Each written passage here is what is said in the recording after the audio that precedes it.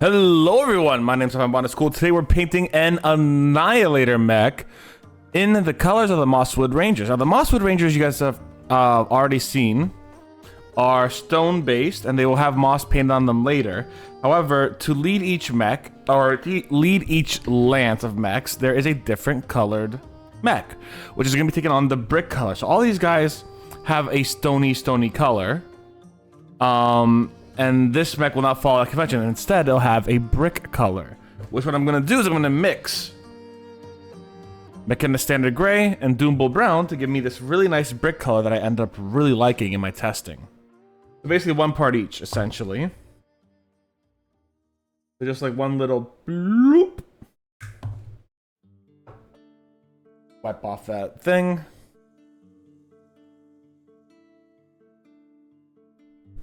And one more bloop. Nope, not enough.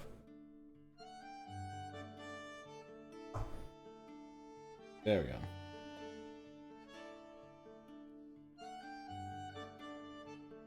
Bloop, and we're good.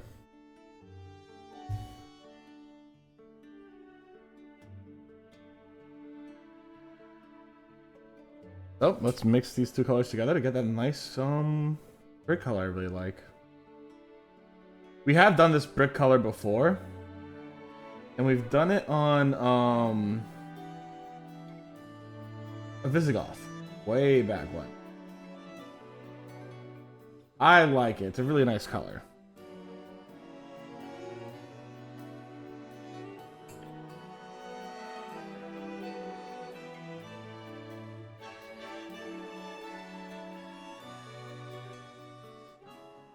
What does it look like?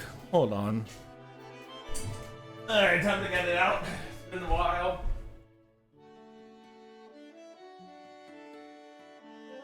Maybe a little more Doombull Brown. And we're there. Actually, it's pretty close. I think we'll stick it. We'll just keep... Basically what we'll do is we'll just keep an eye on it. See how it looks. Give it a look-sees and just see how it looks as time goes on. I could always add a layer that's a little lighter onto it later on. And not only that, that was also a washed mini. Like, thoroughly washed. So, like... we'll see.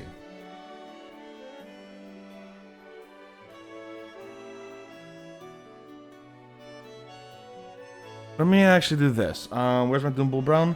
I'm gonna put, like, one more brush full of Doombull Brown there. I feel like that's gonna... make it look a little better. A little more where I want it.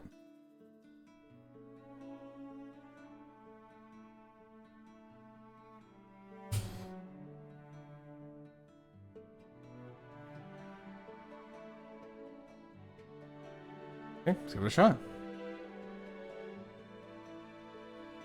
Where do I start? It's such a big mini. Kind of curious what the command cockpit is too. Oh, that's a good color. That's it.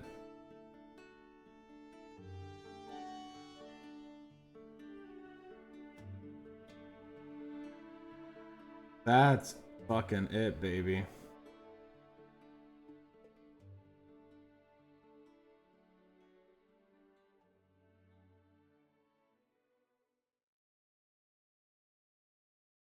Prime, that's not the only thing that's big. What else is big, Prime? Is it your Pokemon card collection? I come to make an announcement. Shadow the Hedgehog's a bitch-ass motherfucker. He fucking is. How you doing today, Prime?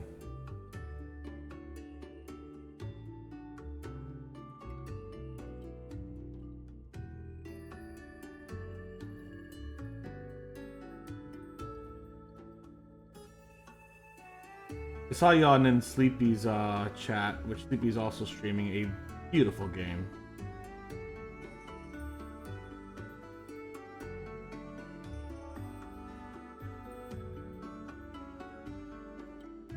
Short streamer stuff. Hey, you joined back in on streaming. I'm so excited to hear that, bud.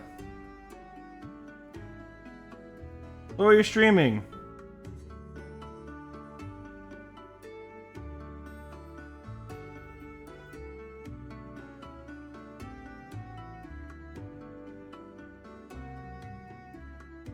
Warcraft 3. I do not know Warcraft 3, but I hope you had a lot of fun with it. I know World of Warcraft. I'm guessing they're not related, right?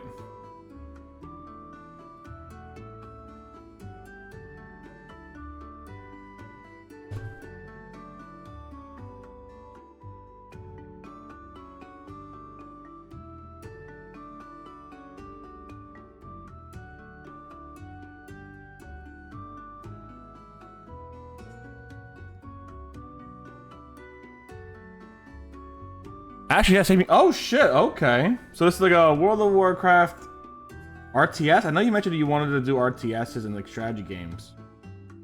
But like, is this like a World of Warcraft RTS kind of deal?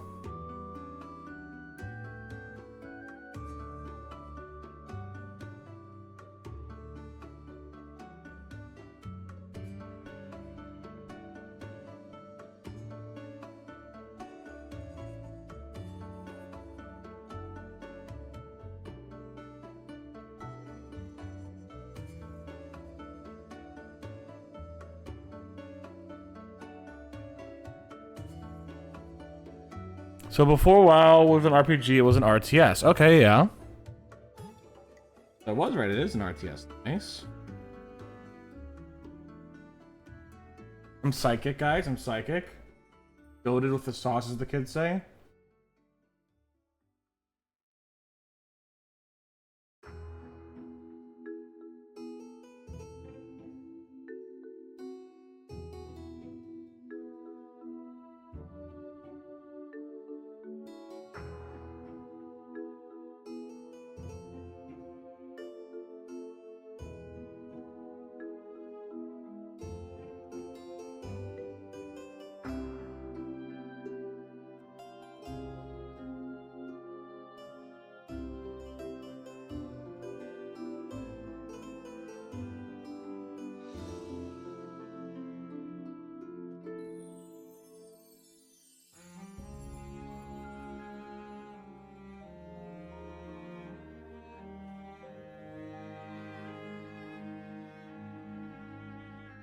And Warcraft 3 was Blizzard's first attempt to add RPG elements to the game. Oh, okay. So it's like half RPG, half RTS?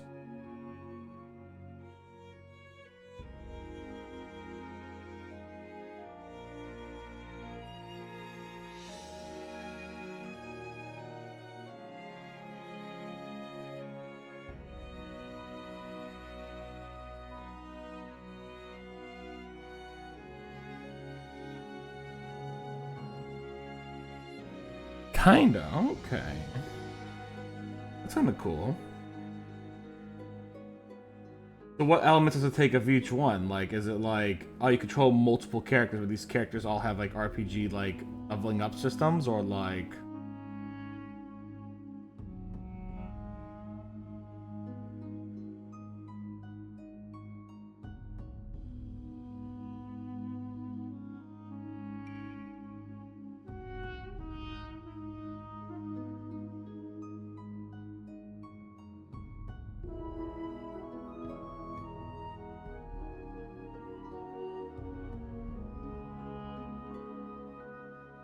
So this part of the Monster Hunter song specifically, this is a fun fact to everyone listening, lurking, etc.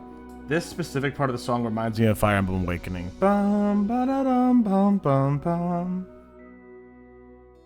It just does. There's probably a song in Fire Emblem Awakening that has a very similar little motif.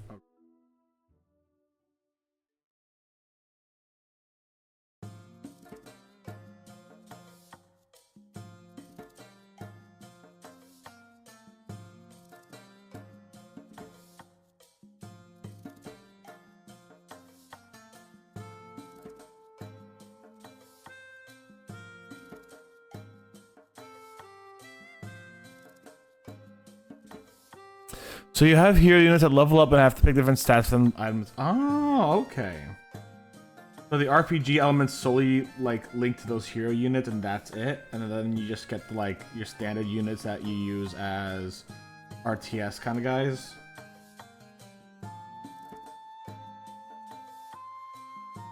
A lot of base building. Love a good base building. I've been looking at getting They Are Billions because I've been kind of wanting a base builder. I know it's on sale now, but it's on sale. I'm on the financial position to make that on sale purchase, you know? But They Are Billions looks like a very fun base builder. There's also Starship Troopers Terran's Command or whatever. That also looks like a really fun base builder. That's some pretty good reviews too. There's also a BattleTech kind of like RTS game that I'm kind of interested in getting to.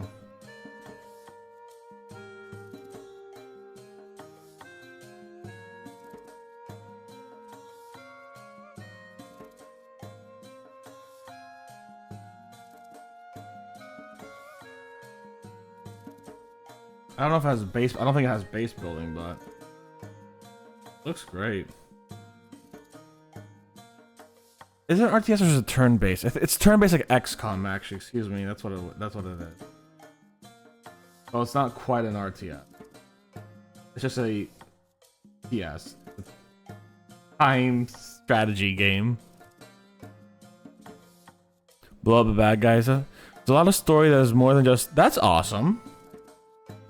We love to hear that.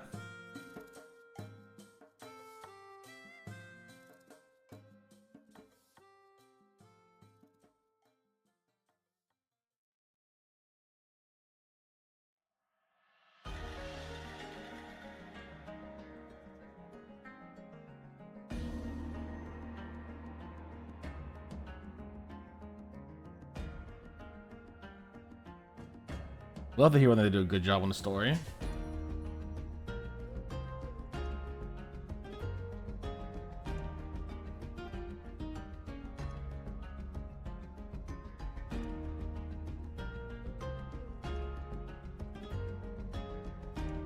This is coming up to looks.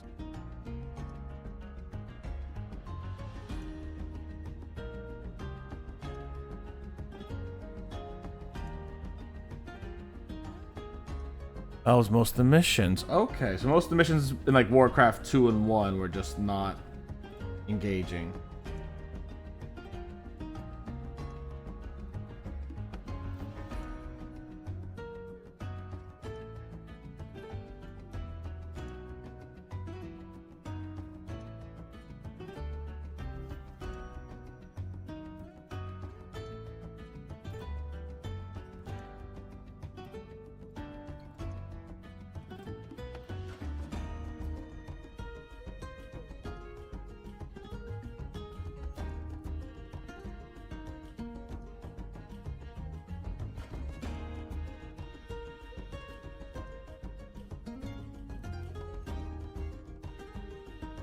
Always sucks when it doesn't have like an engaging story for fun game.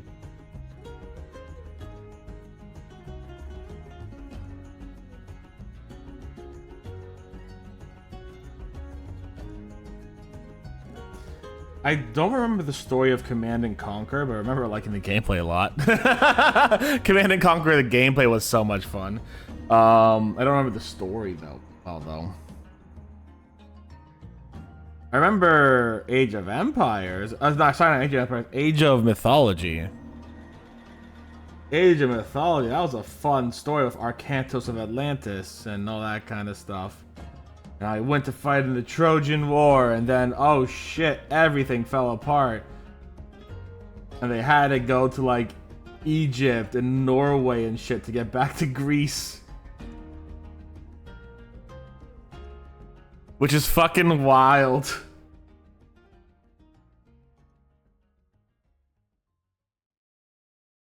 Like, oh yeah, you went the two opposite sides of the world compared to Greece to get back to Greece. That's fucking... okay, to be fair, I don't remember the story as much as I remember doing. I don't remember why they went to Egypt and in Norway now. Why did they go to Egypt and Norway? I'm trying to think about it. I don't remember.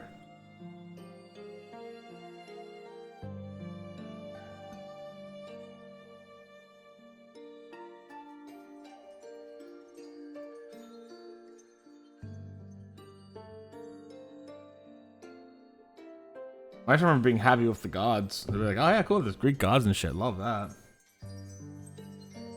I think I always chose Poseidon because I like that whole benefit that he let you like attract animals towards you, and then you also got, I think, Hephaestus and his like Vault of Plenty, which was a fantastic like wonder you could build or whatever. Yeah. Always meant to. It's a fun game. I know they had a new one come out recently, a reimagining of it come out. I know I have some old family who's played it, and I know I have some friends who've played it as well. They are they seem to like it. And I know they had a Chinese mythology update in the original, and I'm not sure if that's in the new one. But they added in the Chinese gods as well, or some Chinese gods. They even gave them titans. Like, to my knowledge, there are Egyptian, Norse, Greek, Atlantean, and Chinese gods in the game. I don't know if they plan on making the... I don't know if they plan on putting more gods in there later on. Those are the ones that I'm aware they have. At least in the original game. I'm not sure about the new one. The new one might have an expansion. Because I know the original Chinese god was an expansion thing. Or DLC. I don't remember when it came out though, because I remember buying 2 separate discs. One's for the Atlantean and one for the original Age of Mythology. Back when computers still did disk drives. Which was a lot of fun. We got 2 of those discs, one for my sister and one for me. If I recall correctly.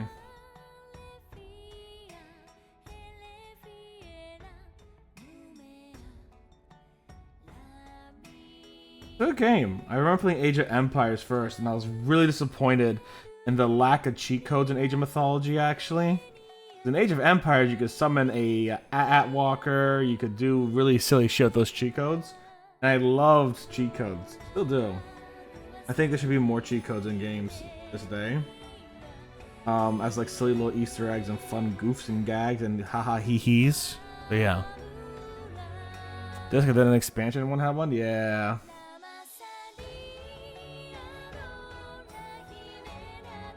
I'd love to see cheat codes make a fucking comeback, actually. Cheat codes are funny, they're silly, they're great. Alright, let's get a little bit of Lead Belcher on here. Start seeing what's gonna be Lead Belcher, what's not gonna be Lead Belcher.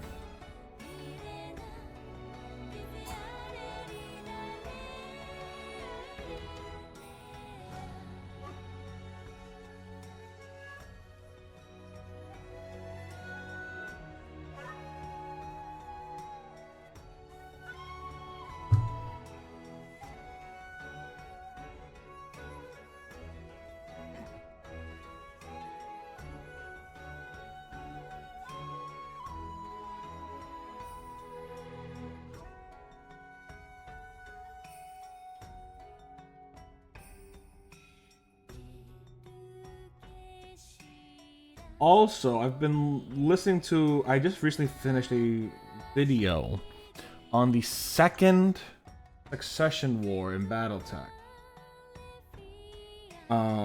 Which again, holy shit, Comstar is a wild fucking faction. Where they're like, yeah, so here's what we're gonna do. We're going to have a normal fucking technology like faction that does all this communication. We're gonna do a whole bunch of communication, all that kind of stuff. And we're gonna manipulate our way to like peace, right? Okay, cool. Now we're gonna turn our normal communications company into a fucking theocracy, and we're gonna start making people believe in the cult of our theocratic beliefs, where we know it's 100% doctored and fake, but like we're gonna start having people believe that technology's God kind of deal, right? And restructure everything. Okay, cool. And then we're gonna just make more war. What? Yeah, they're gonna make more war. Why do they want to make more war? Because they have a belief that eventually, if humans do so much war with one another, they won't have the technology to do more war with one another, and they'll be forced into peace because they can't fucking do more war with one another. So they just keep instigating war after war after war. And when countries and like groups try to be like, I don't want more right now, they're like, oh, but look at what this guy said about you. He said you were ugly. Like, okay, well, I guess we're going to fucking war now. It's insane, yeah. And they have a monopoly on all the communication in that sphere of the galaxy. So if someone tries, which has happened, to fucking say, what the hell, fuck you, we noticed your plot, guess what? They just turn off all their communication so all the other people can communicate instantaneously while everyone else has to use old-fashioned jump shits that take weeks and weeks and weeks to do jumps and spread messages. Yes, exactly! It's hard Catholic ATT. That's why they call it Space Comcast. That's what they call it. That's why the community calls it Space Comcast, if I recall correctly. Don't forget to pay your Comcast bill is quite a meme in the Battletech community, from what I'm understanding. And it is absolutely insane. I love it.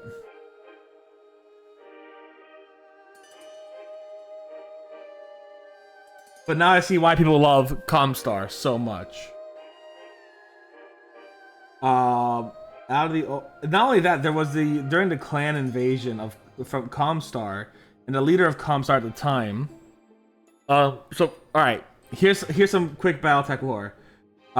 Originally there was something called the Star League, and the Star League went to war with the Peripheries because the Peripheries leader Stephen Amaris started a coup in the middle of Star League, and Star League oversaw all the 5 houses alongside the Terran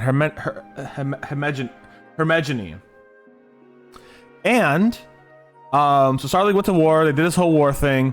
They won the war, and then eventually the 5 houses were like, well, Star League's official like kind of monarch family's all dead, so we don't believe in the Star League anymore.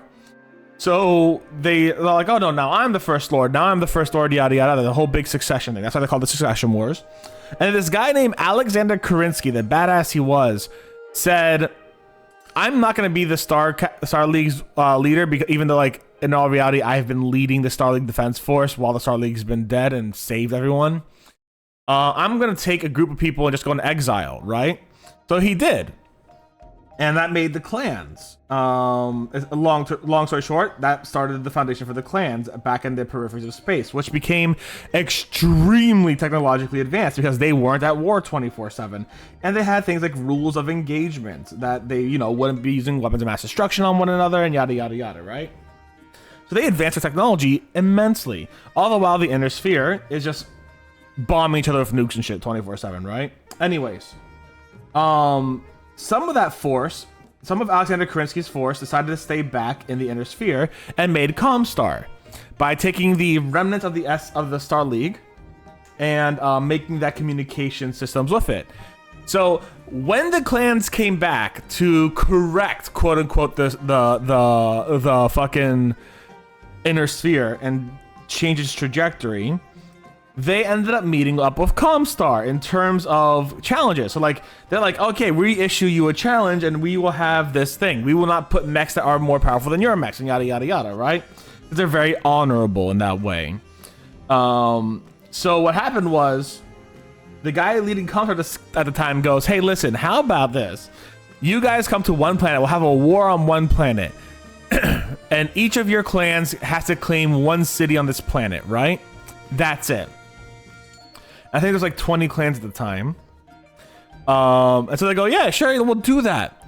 So the leader of Comstar legitimately like meat grinders 1 billion people against the clans and just sends them out wave after wave after wave after wave. So even though they have worse tech, they are bombarding the clans with so many more mechs. The clans have all these rules of engagement, all these honorable things, taking prisoners of war, yada yada yada.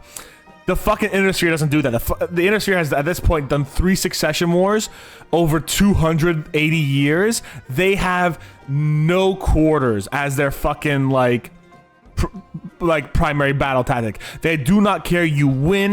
They do not care how. So they just keep meat grinding against the clans, and only 3 clans succeeded in getting the fucking cities they were supposed to get, while the other 20s, like my clan Sea Fox, were basically entirely decimated to the point that Clan Sea Fox basically became a mercantile group. They just started trading because they had so few military powers left. It was fucking insane. So Comstar is fucking Comcast with a military that is like the United States military, essentially. And it's insane. Holy shit. And now, mind you, I might not have represented everything perfectly, but like, that's basically what happened. Oh, fuck. It was so funny. Not funny, it is kind of funny, because like, you have both legacies of the Star League fighting each other on one planet, taking very different approaches from being from being like essentially raised in two very different environments. The clans are very, very like almost sportsman-like with their warfare, right? They have this level of sports to it. They have this level of respect and all that kind of stuff, and challenges they set out rather than actually doing all-out war. And the industry is just like, fucking all-out war. There are no challenges. We will use, because the Comstar guys just like, we're gonna use their sportsmanship against them, basically, and it fucking worked.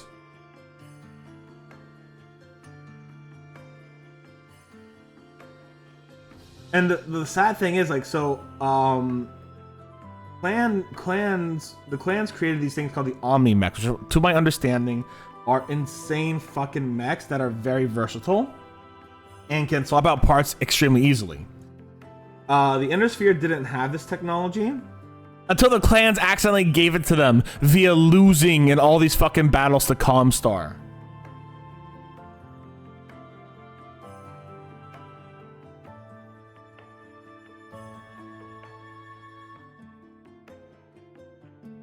Fucking amazing.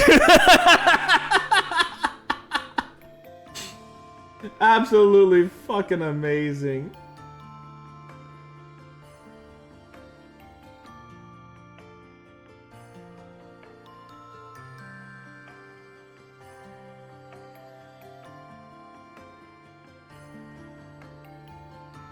So yeah, I've been loving the deep dive into this universe I've been doing. All I could tell you right now is House Kurita's a bag of dicks. They are fucking insane. House Kurita is like the Japanese feudal society. And they're the ones who like started the wars the most, from what I can understand. Everyone does war for funsies, but like they just go fucking ham on it. The Lyran Commonwealth is interesting because the Lyran Commonwealth, to the best of my knowledge, is the only group that has a notable and actively present environmental department to protect endangered species, because one of the leaders of the Lyran Commonwealth, I believe they're called Archons,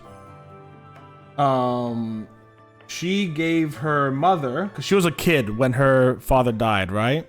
So she was supposed to take the reins as Archon or whatever. She gave her mother a role in protecting endangered species with the government, because her mother was actually a very supportive mother who was acting as her regent, and at the same time actively teaching her, supporting her, and making those ideas go forward. So like, she's like, yeah, I'm gonna give her a job that's like safe and easy. She gets to work with like endangered animal species stuff, and that's the only time I've heard of like any kind of environmental group in the fucking BattleTech universe so far. There might be more, but that's the only time I've heard of it. Which actually has led me to consider maybe the Mosswood Rangers and the Planetary Preservation Project are a split off of the Lyran Commonwealth. Something that I have been mildly considering since I've learned about it. And yeah. So yeah, the fucking lore of BattleTech is insane, and it's a lot of fun. And it is, of course, very dystopian. I think that's your cockpit right here, right? I think so.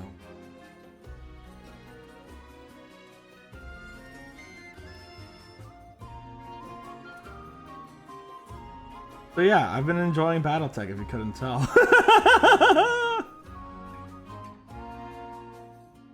And this is all the stuff that my fucking coworkers had to listen to when I put on these videos in at work.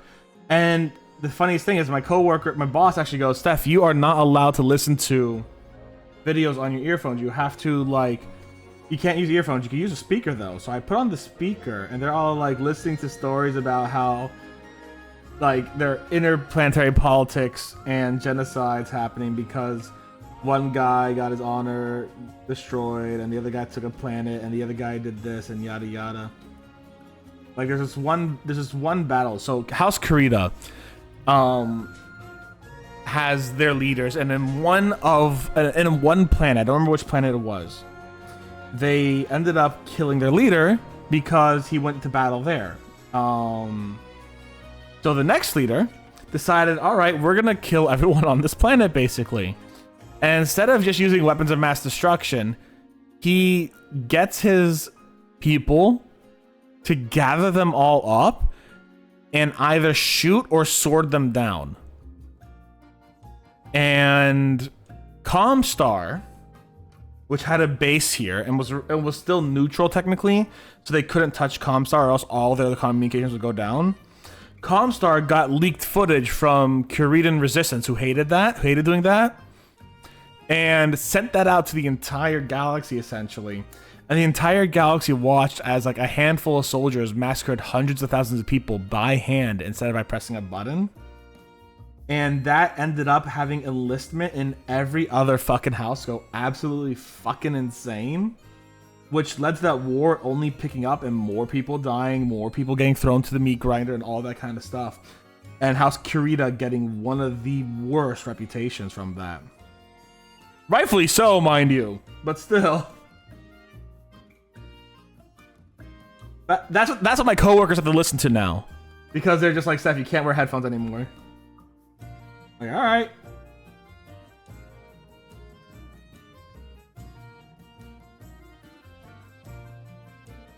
Fun for me, at least. Once I remember what these actual battles are called and shit, I'm gonna have such a great time. It's gonna be like my Star Wars knowledge all over again, except I've been forgetting a lot of Star Wars things recently. A lot of general concepts I have been remembering, but like honestly, I have been so inactive in the Star Wars community and fandom that I've been forgetting so much Star Wars lore. It's either good or bad. I think it's just a thing. Like, yeah, it's just one of those. It's like, yeah, I've forgotten. But I also actively do not interact with it significantly anymore. Once in a while, I interact with things like from the Knights of the Old Republic or something like that, but in all reality, I don't really interact with Star Wars as much as I used to. Or I'll interact with like some of the new gameplay from like Fallen Order or Jedi Survivor. Both great games, mine. Highly recommend them. Yeah.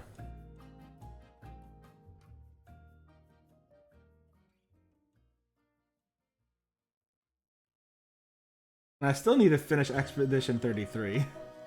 I'm pretty far on it. No, I'm not far on it. I'm still in Act 1. But like, I know the lore of it. My favorite Star Wars lore is that Jar Jar Binks invented the robot slur clanker. He did, yes. You know what he also fucking did? He became a lollipop in the real world. And you could literally tongue Jar Jar Binks if you want to. Did you guys know that as part of the promotional material for Star Wars Episode 1, they had a Jar Jar Binks lollipop where his tongue was a cherry flavored lollipop? And you could suck on that tongue? Did you know you could French kiss Jar Jar Binks and he was fucking cherry flavored? Canonically, well, not canonically, but in real life, Jar Jar Binks' tongue is a cherry flavored tongue. Hold it! Yeah, I know, right? You don't want to hear that shit. There is also some really fun merch. Actually, the funny thing is I saw someone actually make the cherry lollipops because like their lollipop holder no longer had functioning lollipops. Like, okay, that's cool. This person also had like these, you know, those battle droid transport machines Yeah, they had that, but it was a soda dispenser, so you'd put all your soda cans in there, you'd put like droid heads on them, and you could just have them come out, which is really cute, actually. I love that one. Oh.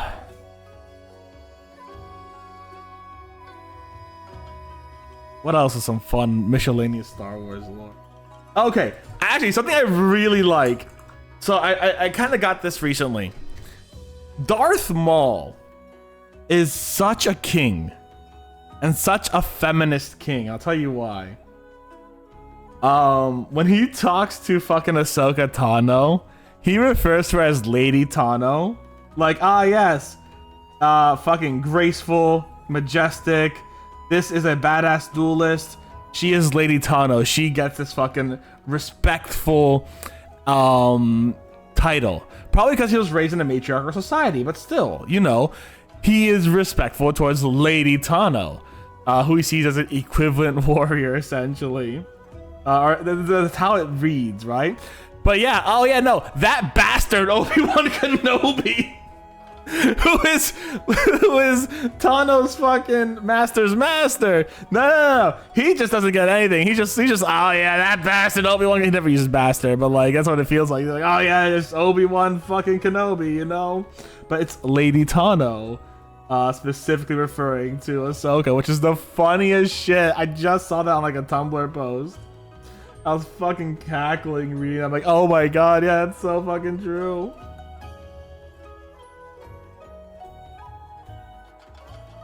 That's a fun little thing. I don't know how canon it is, but I like the idea of it. I really do. It also explains why he saw Satine as such a threat as well. But, you know, didn't give her any honorifics. She was not a warrior. She was a fucking pacifist. So no real honorifics for her, but recognized threat and a way to get Obi-Wan.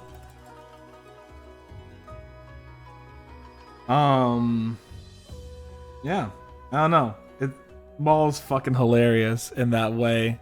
A fucking feminist king. He'll still kill them, mind you, but like, give him a proper title. Lady Tano, I'm still gonna murder you, Lady Tano. But you get my respect while I murder you, you know, that's kind of how it works.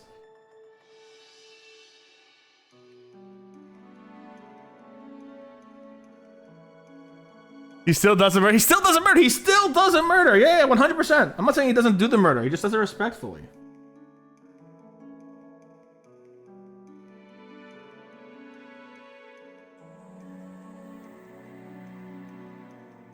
You know, he probably does multiple murders too.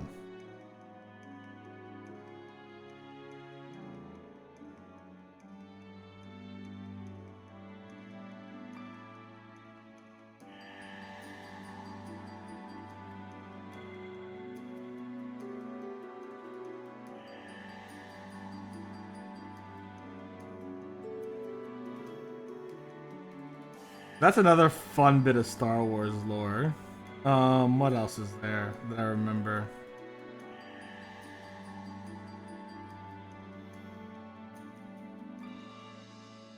I mean, there's a lot of fun Star Wars. Star Wars is a great franchise, and under the right people, it will continue to thrive. Okay. Unpopular opinion. Maybe it's a popular opinion, I don't know. Kylo Ren, his introduction to the series, those first few moments where you see him come out, he has the mask, he has the aura, he comes out, he stops the fucking laser bolt in midair. Phenomenal. On the fucking part of setting up a character just as powerful to take the place of fucking Darth Maul.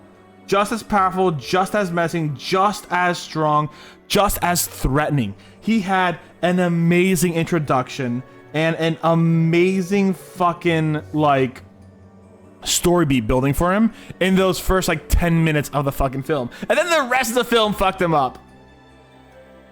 I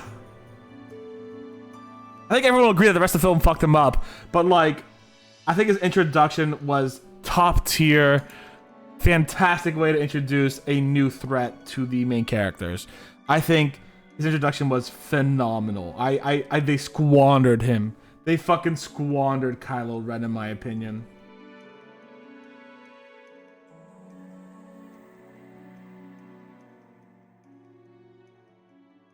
Like, goddamn, his introduction was so fucking good. Stopping a fucking laser ball in midair. We don't see that very often in Star Wars. We've seen it kind of with like in the Old Republic. We've seen like Jedi have actually stopped like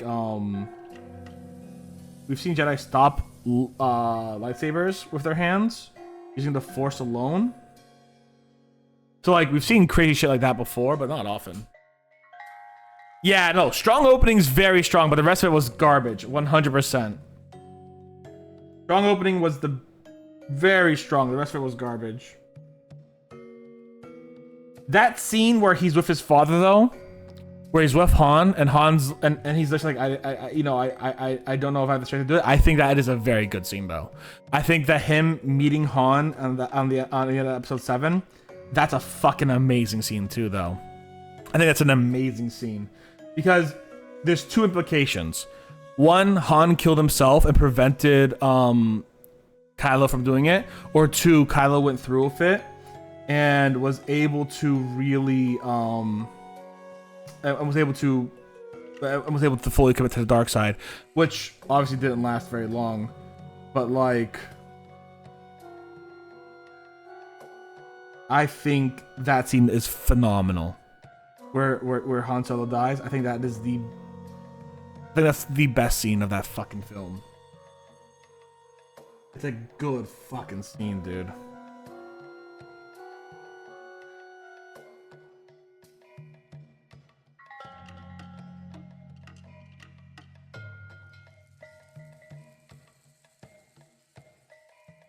Again, these are like glimmers of what could have been amazing. They don't justify the bad writing in a lot of these films. Like, I'll give an example. I think Luke Skywalker was fantastically done as a character concept. I love that Luke fell into the trap of the old Jedi. It's telling a different story from the original extended universe, and that's absolutely fine. Because in the original extended universe, Luke was just a goody two-shoe. Everything went right. He did everything right. He was perfect. Yada yada. Nothing insane about him in all reality. His mistakes were so fucking minimal. It was insane. But in the new extended universe, in the new continuity, he falls into the trap of the old Jedi. He gives in to his fears. He doesn't have that emotional regulation. And he ends up basically creating a really big danger in Kylo Ren. And I think that is phenomenal. I think that's a great writing thing. I think how they treated Luke, I think how they wanted to conceptualize Luke was great. I liked that a lot. I liked how Luke Skywalker was going to be a failed teacher. I think that would have been a really unique story. I think what they did was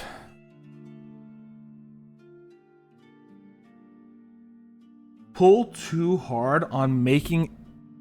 I think what they did is they tried to give Luke an arc while ignoring him completely.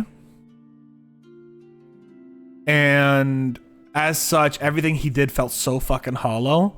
He went from a defeatist individual who lost everything he'd worked for to basically just helping reluctantly with no justification for how his character got to the point of him wanting to be helping. I'm old and I need a nap. Prime, enjoy your nap, friend. Have a good one. So like, I think that the concept for Luke was right. I think how they incorporated him in the story was fine. I think the fact that he failed is awesome. I love to see a story about a failing chosen one. And I'd love to see things different. But I also think that they just try to justify what could not be justified in the story with the time they gave him.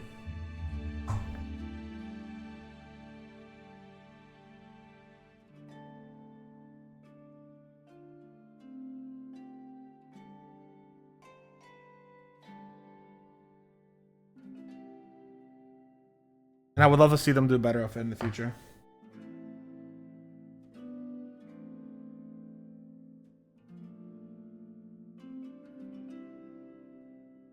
I mean, we're going to get a lot more from them, obviously. They have comics and shit like that coming out, and they'll have a few TV series, and they'll have a new Jedi series. And they've already talked about Luke in the Book of Boba Fett and Mandalorian, which shows just how he is falling from what he was in the original kind of universe, which I feel is a great addition for what is needed to understand Luke's character in this new continuity.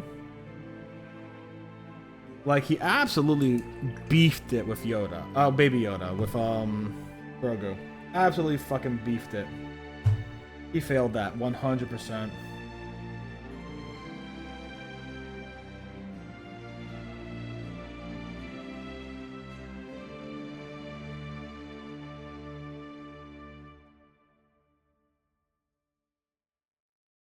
Similar colors. Similar enough.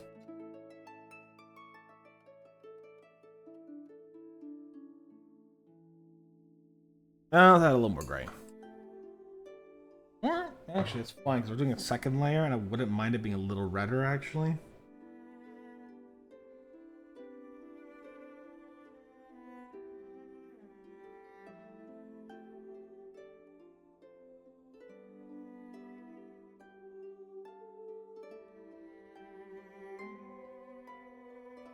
Yeah, that's looking good.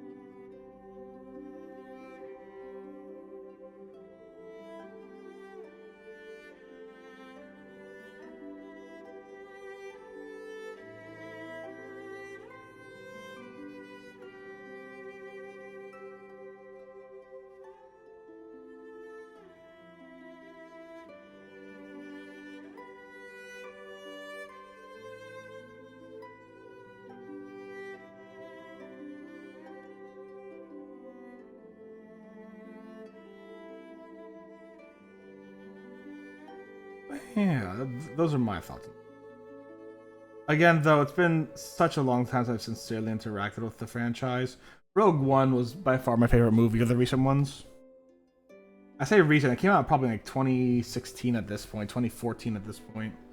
No longer recent, I think it's almost a decade old, Rogue One. I remember watching when I worked at the museum, and the museum was pre-2018 stuff, so like, it was a long time ago.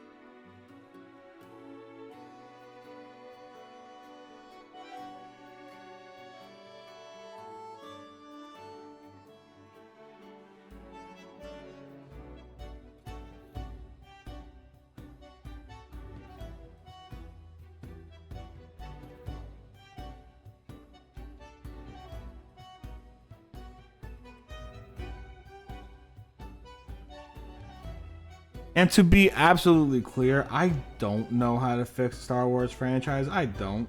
The one thing I do know that they have to do is just stay away from the Skywalker lineage. Stop with them. That's the only thing I know that they have to do. If they continue off Skywalker bullshit, it will never get good. They have to leave Skywalkers alone. They just have to fucking leave them alone.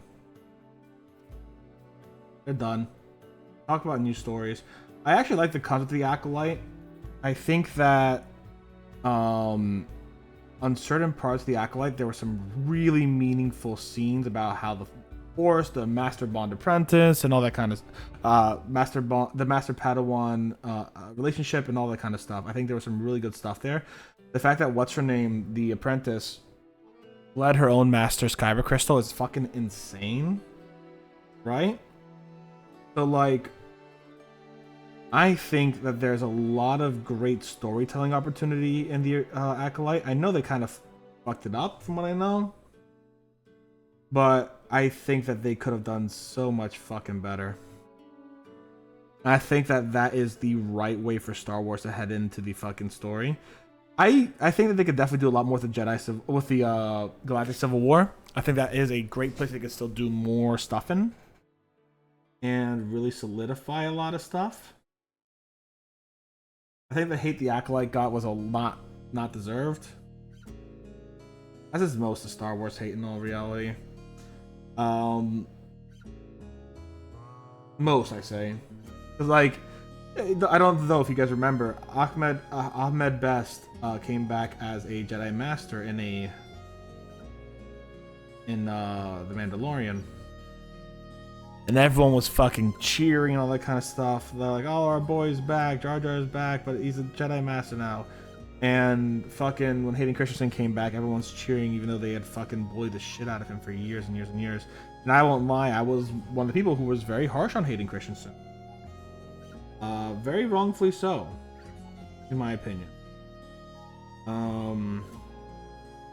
I did not give the credit to the writers who deserved that. I kind of focused on Hayden Christensen. Like, no, it was the writers who kind of fucked up, you know, Anakin's story and made him unbelievable. So childish and annoying. Rather than like a solid, well fleshed out character. But then you also had movies and the TV shows where Anakin really fucking shined. Clone Wars TV show, which is fan-fucking-tastic.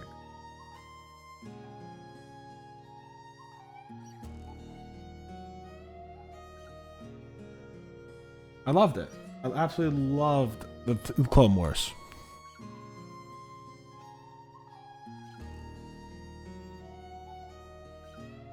And I used to say that the 2003 Clone Wars was better than the fucking other one. I was fucking wrong.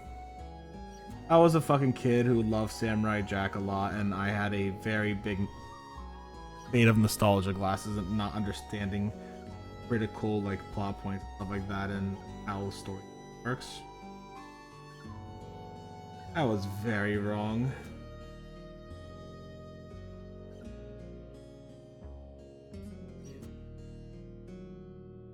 I think it's important to recognize that.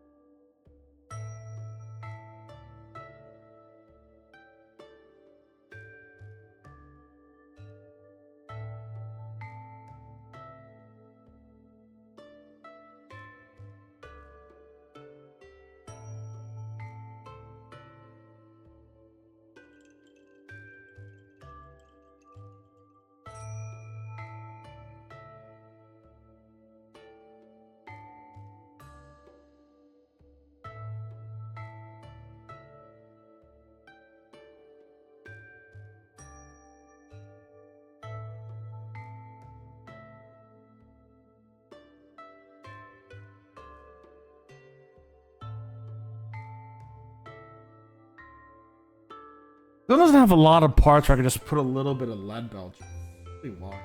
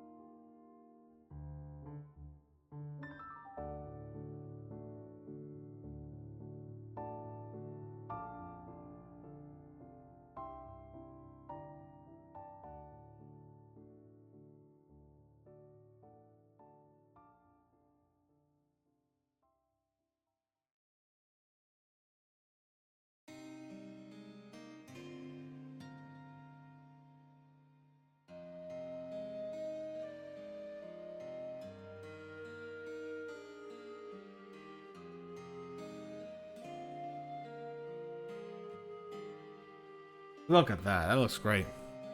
All right. Let's do a quick look-sees.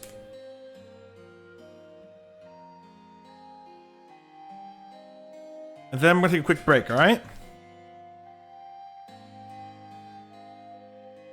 So this is also going to help me understand like where I need to fix some things. So like I see right here, I need to add in a little more. Okay, right there. All right, cool. So we'll fix up the legs.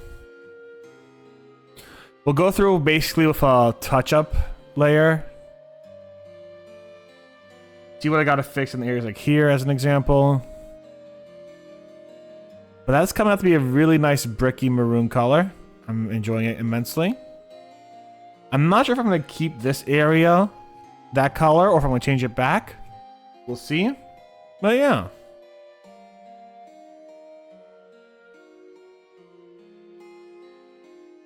I am quite enjoying it so far.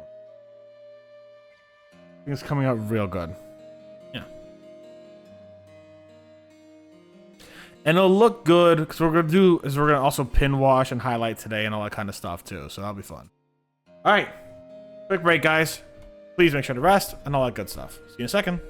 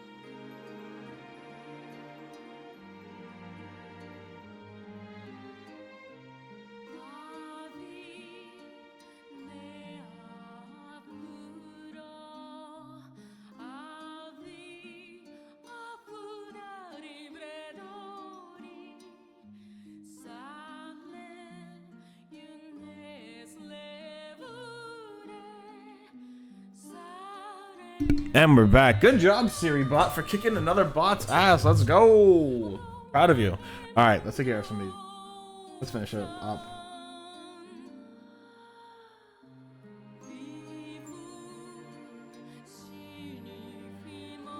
I actually need to do something real quick. Hold on, what is this? Is this the right one? Nope, this is the other one. Where is my... There it is. I need to find out where the cockpit for this fucking thing is. Give me a second.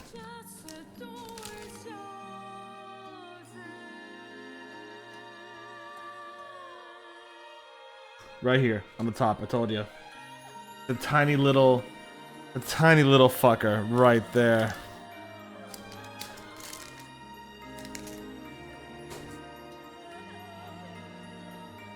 It's this tiny little window right here. I fucking knew it.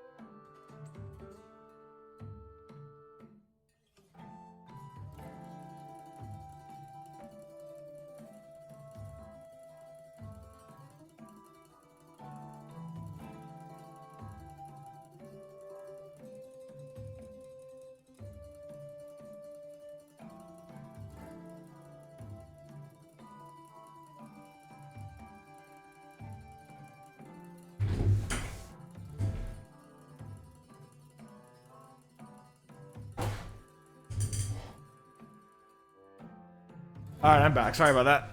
I was just taking a little fun detour on something.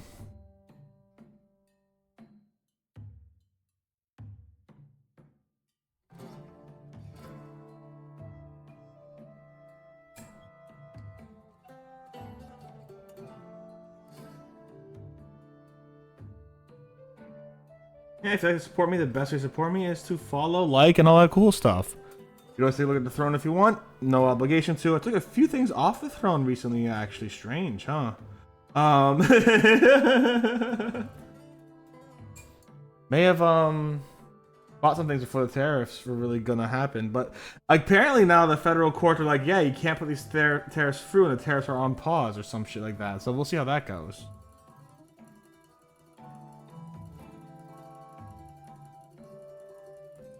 But I know there's a lot of places that are just stopping shipping mail to the United States now, which is fucking fair.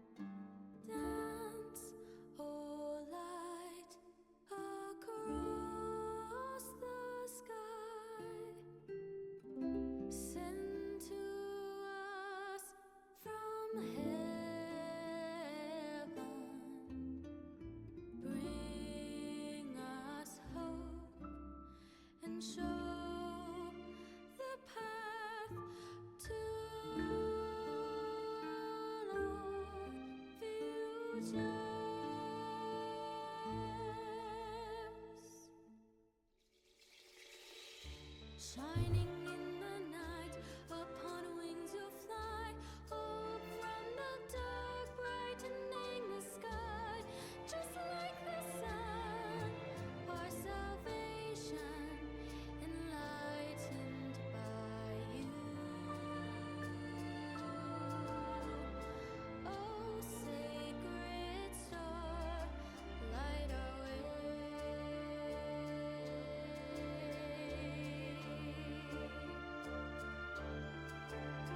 On scarlet wings, take our wishes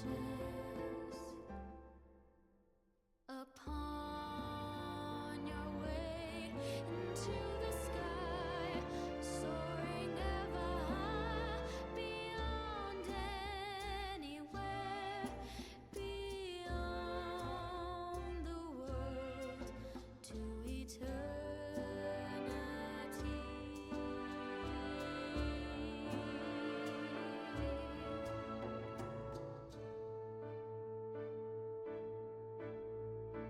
Dance, oh light, across the sky. Send to us from heaven,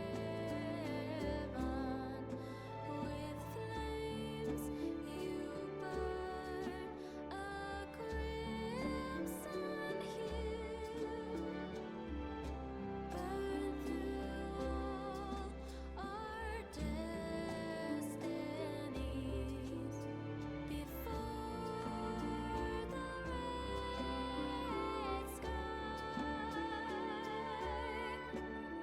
is painted blue. Oh, sacred star, bring us hope and show us the way.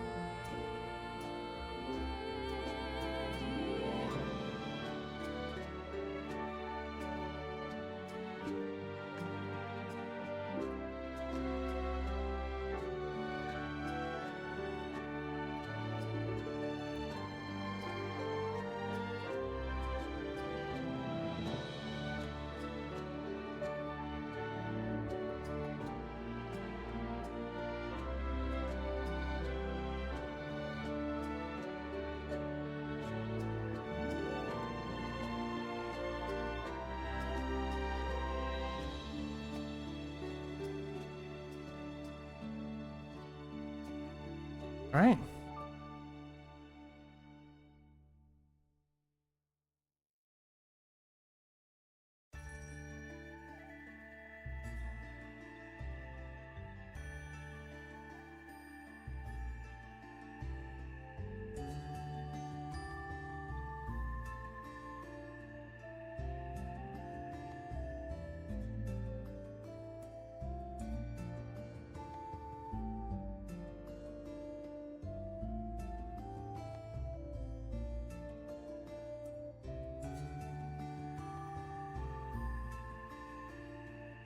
Alright, where's my gnome oil?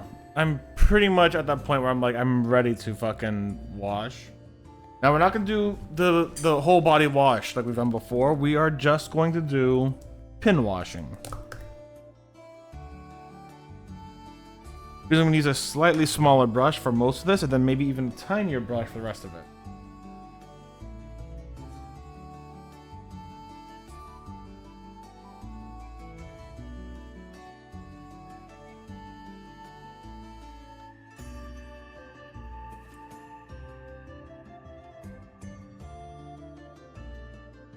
Actually, hold on. Can I get a little more light from this? Thank you.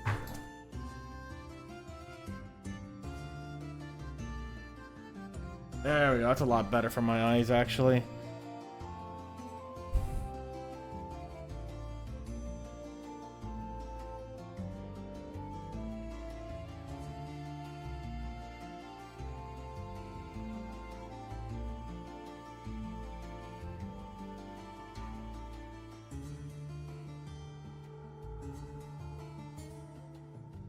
That actually looks a lot better on the camera too. Maybe I'll just keep it at this height. Y'all tell me how this looks. I'm gonna start using this. I don't think I used this brightness. My eyes are just eat a little bit.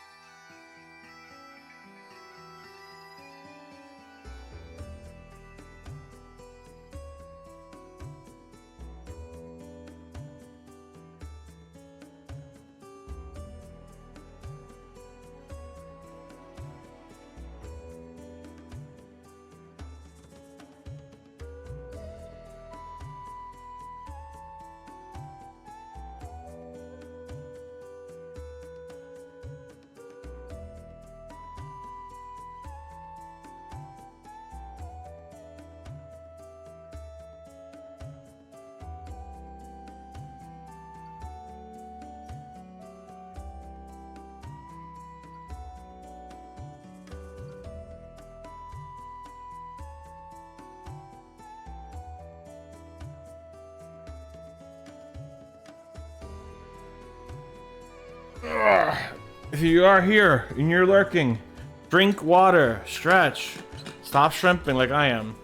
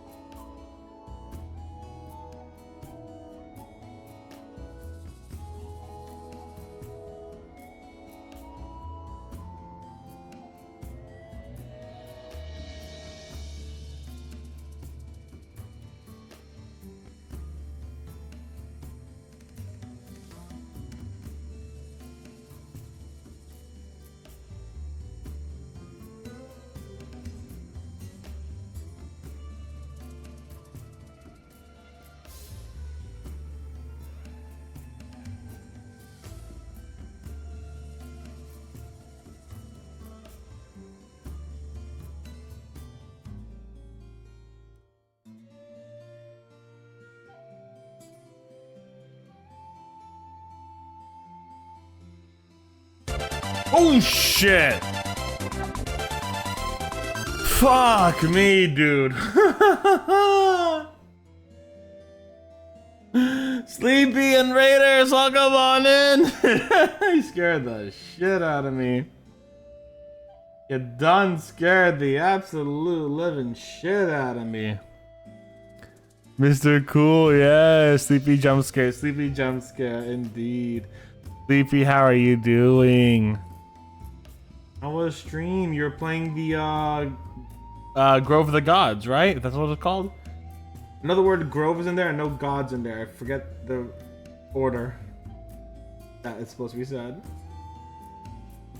God, y'all jump scared the shit out of me. Hello there. I was so focused.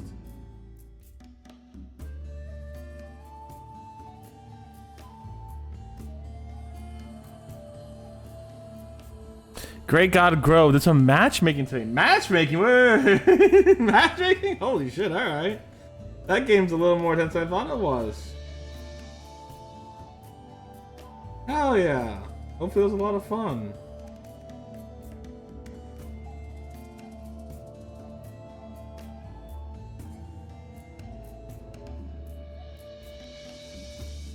As you can tell, today we're painting. Great God Grove, thank you, Doodle. How you two doing? I love you. Sleepy, give yourself a shout out, please, and thank you. Help some people find matches for speed dating. Ooh, hello, speed dating. Can you get me a date, Sleepy? I would love to get a date.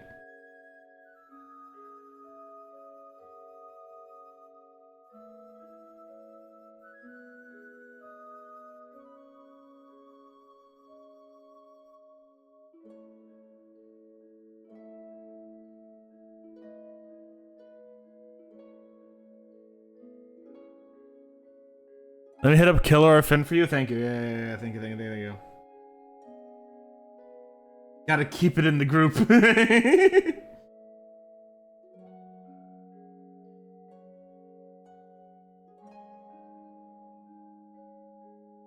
Gotta stay with Killer or Finn. Mooch 'em.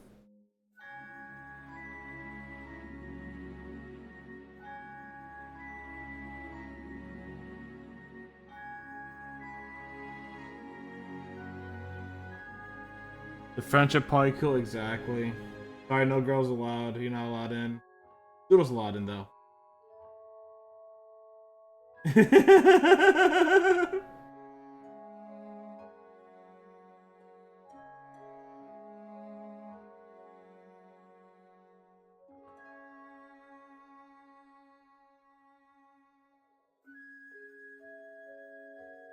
Remember, the whole purpose of a polycule, guys, is to get enough players to play D&D together on a consistent level. That is the whole purpose of a polycule. Nothing more, nothing less.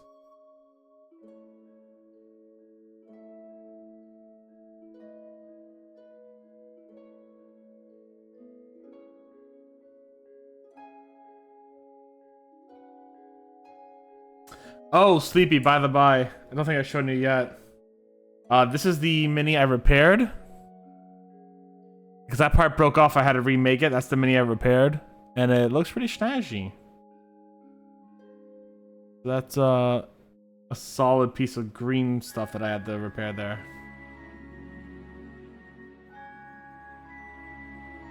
I've been doing a lot of Battletech recently. I was actually talking about the lore of Battletech with Prime a little while ago. It gets fucking insane. I don't know if you guys want to hear about it. But if you got to rate and run, please rate and run. You know, do not stay as long as you do not keep yourself healthy and safe. But if you guys want to hear the lore of Battletech, you tell me and I'll tell you how I know it, and it's really fucked up and great. I love it. It's so good.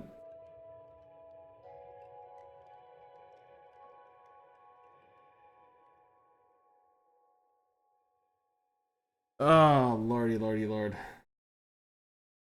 This pin washer's working out.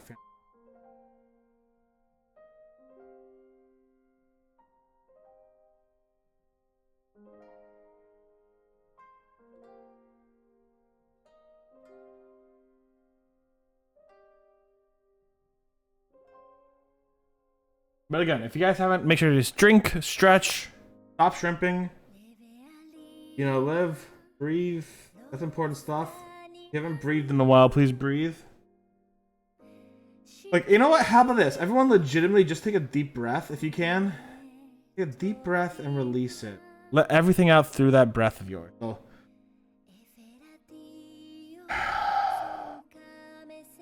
actually, I felt really good. Actually, I felt really good. I'm gonna do one more. Hold on.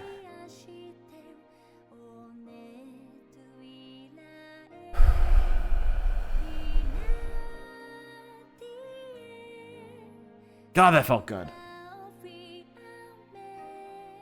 I was joking about it, but please take a deep breath.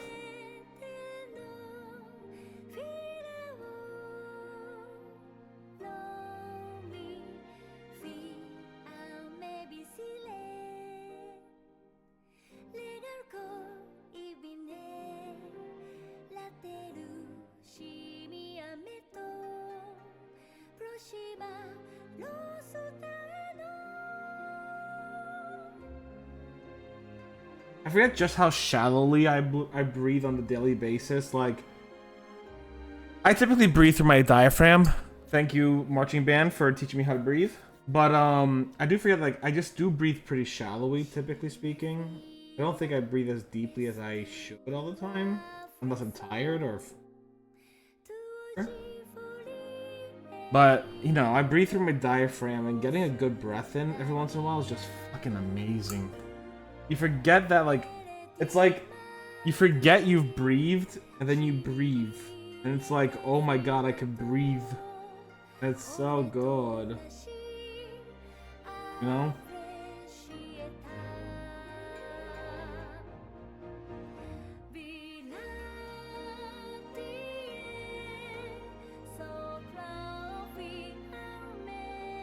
Every once in a while, you just gotta have a deep breath and appreciate the fact that you can breathe.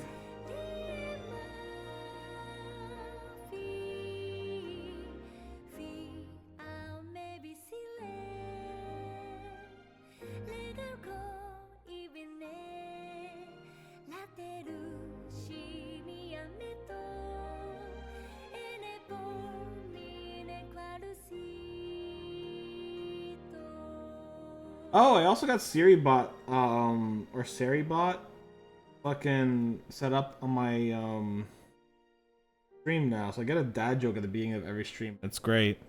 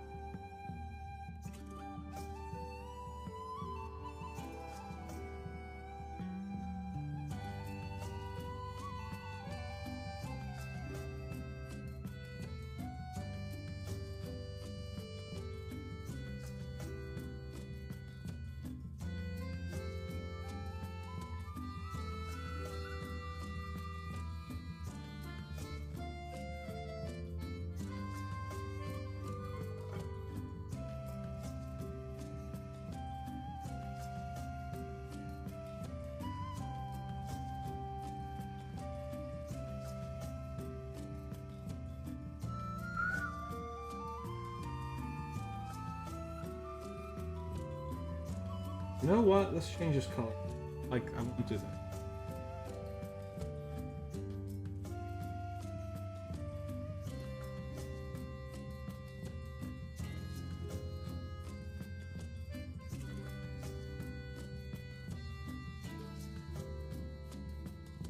Welcome back from math, everyone.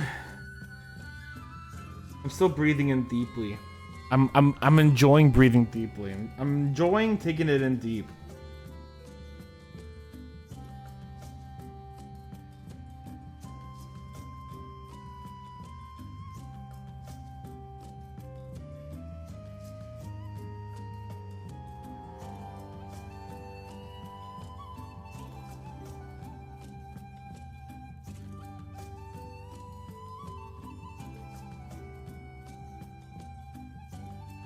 Actually, you know what's really good that happened today, y'all? Lidl gave me 2 coupons that were both get 10 off of a $20 purchase. I just went into Lidl twice. I got 2 different $20 purchases, and I spent about $40 of food for 20 bucks. It was great. And some basic veggies. But Lidl is expensive. Lidl is expensive. The fucking Roma tomatoes there are like $1.79 a pound, when they're like $1.30 at Aldi's. But Lidl also has a much wider selection of foodstuffs, and in general, just so like Lidl has a lot,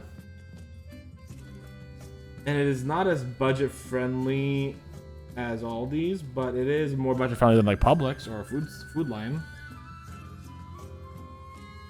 And its meat goes on sale for really good prices, actually. If you like meat, Lidl has fantastic sales on meat.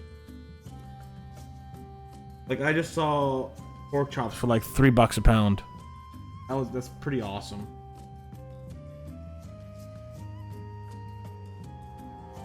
But I am, if I'm being honest, this is gonna sound wild to y'all, I am considering cutting out my red meat in significance after I get money. Like, red meat has not been doing it for me for a while. It's not been enjoyable. I'm considering cutting it out in significance. I don't know how much. I'm not gonna go vegetarian. I like chicken and fish a lot. But like,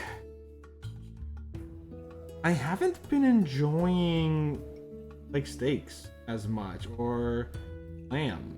Definitely do not enjoy lamb, even though I got a bunch of it. They have been a lot less enjoyable. I've been considering going like just chicken and fish essentially for a while now. After I make the money to only go chicken and fish, hilariously speaking.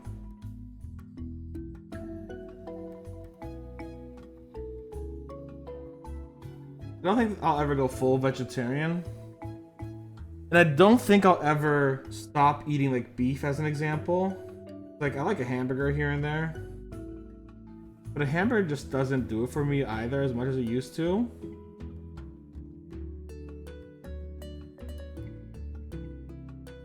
But I do see myself cutting out significant red meat in my future. Not that I haven't already. I very rarely have red meat. But still. Okay. So, pin washing. Look at all that pin washing. That pin washing looks great. You can see those edges really well. Actually, what the hell? I missed bits here. Okay, hold on. That?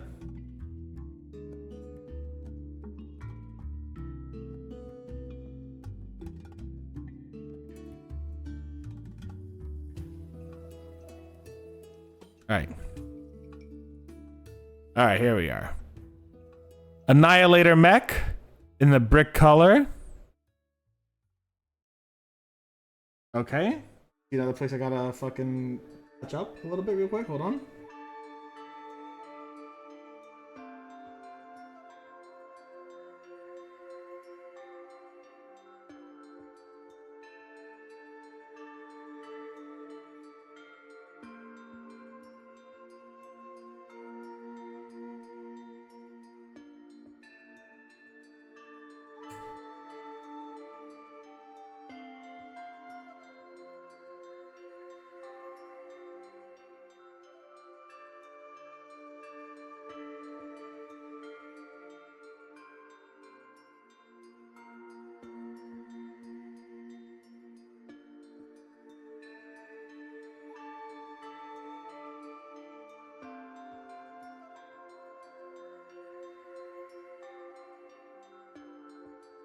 A few more places, actually.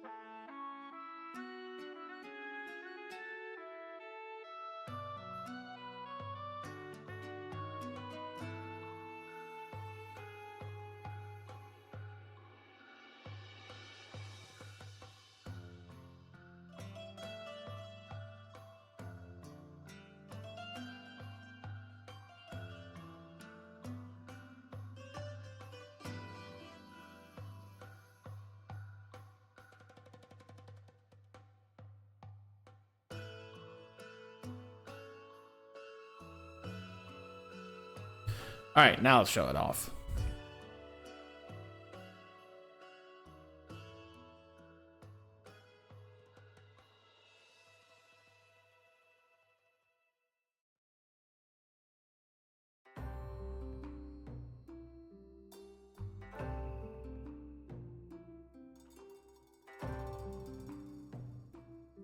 That's looking good.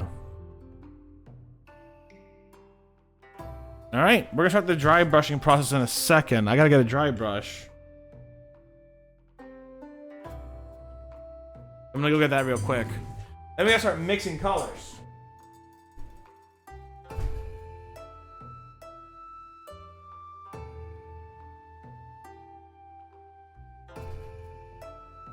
I'll do a lot of color mixing.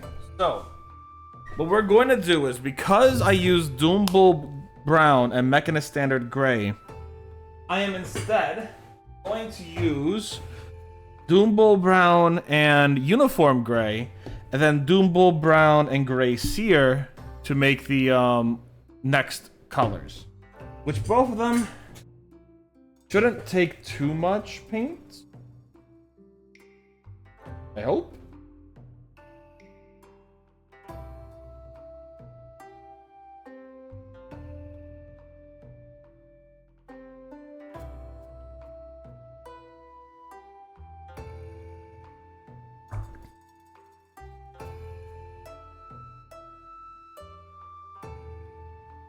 Get one drop of this out.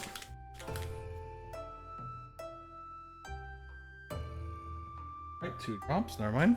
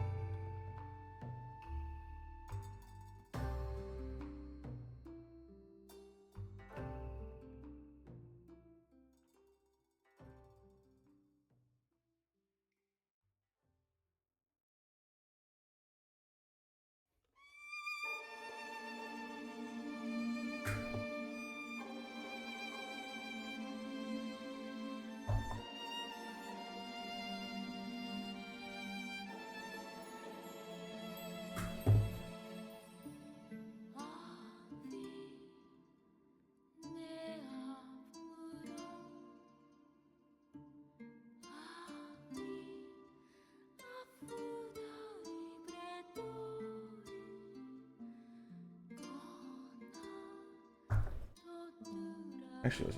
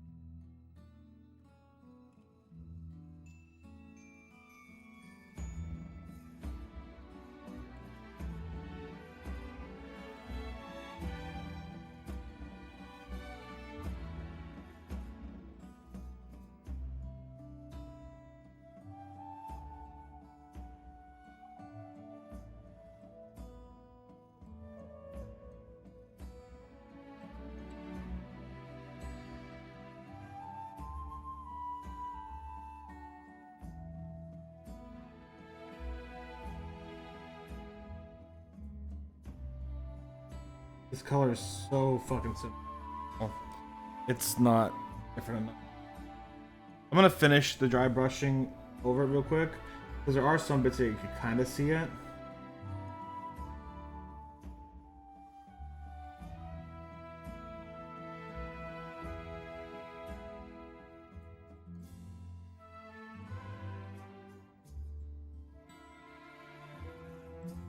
But it is so similar, it's not worth doing it.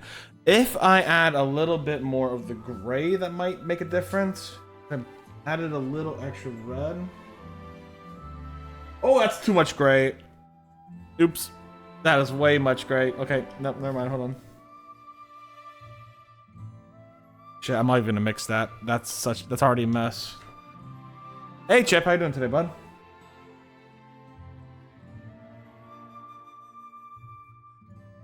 It's already a fucking mess.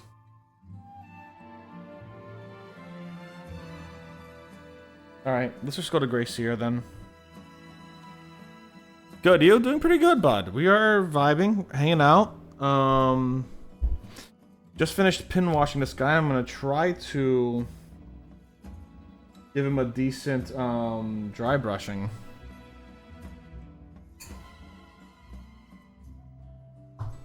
I'm gonna hope it's.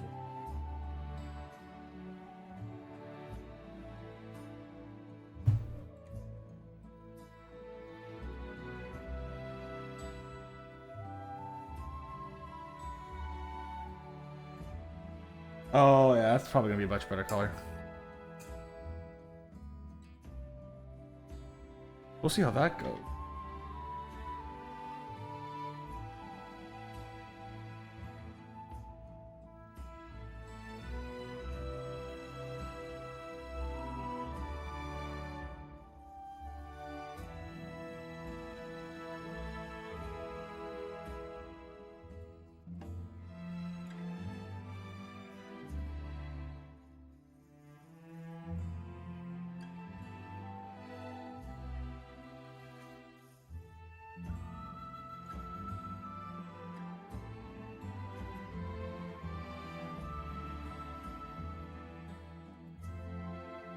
That is a really nice line, actually. We might embolden it a little bit more.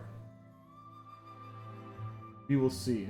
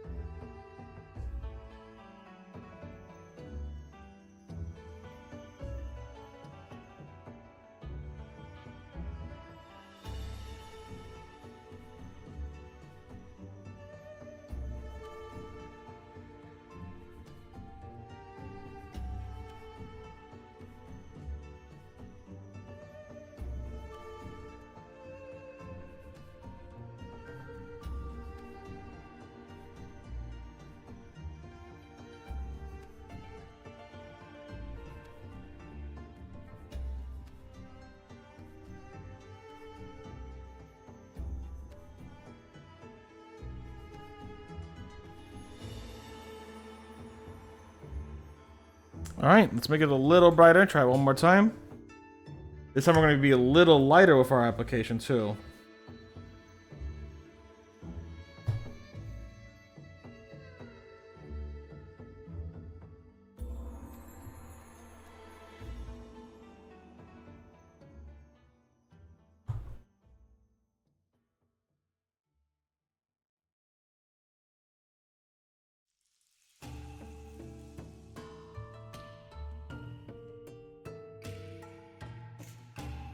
All right.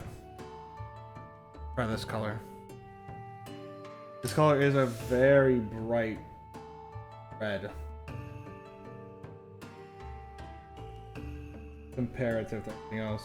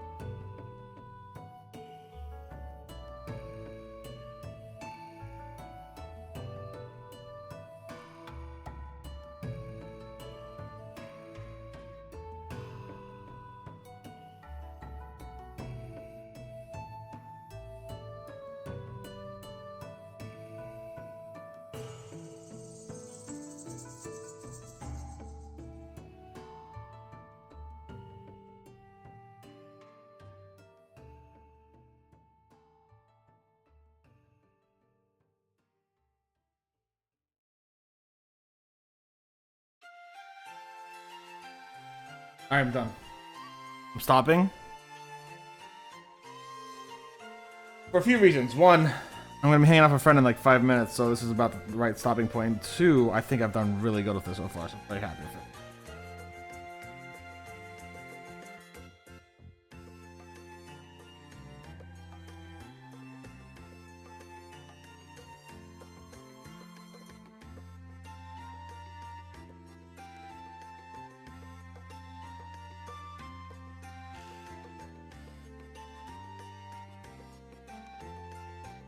All right, toss that away.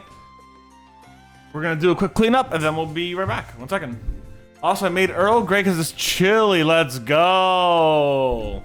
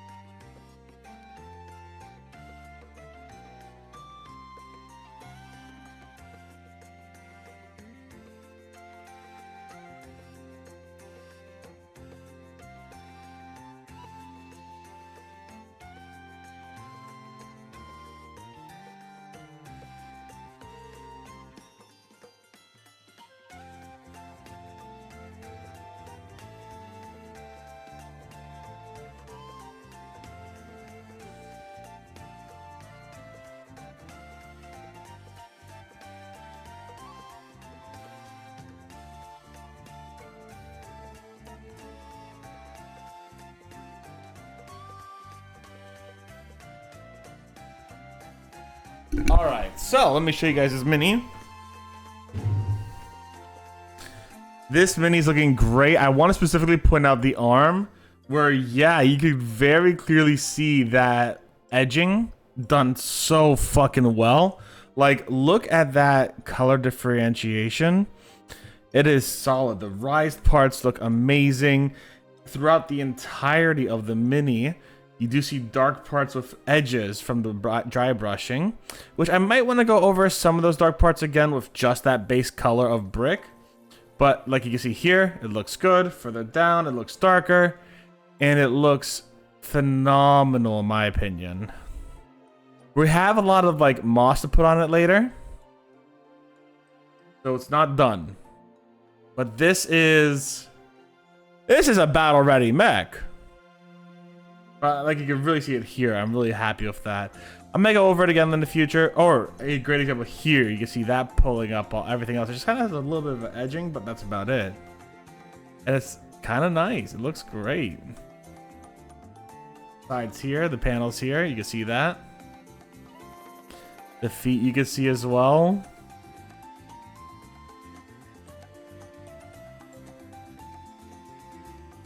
I'm very happy with it. If you're watching this on YouTube, I want to say thank you very much for watching the video. I hope you had a good one. YouTube, stay safe. Stay Botanist Cool, and we will see you soon. Bye, YouTube.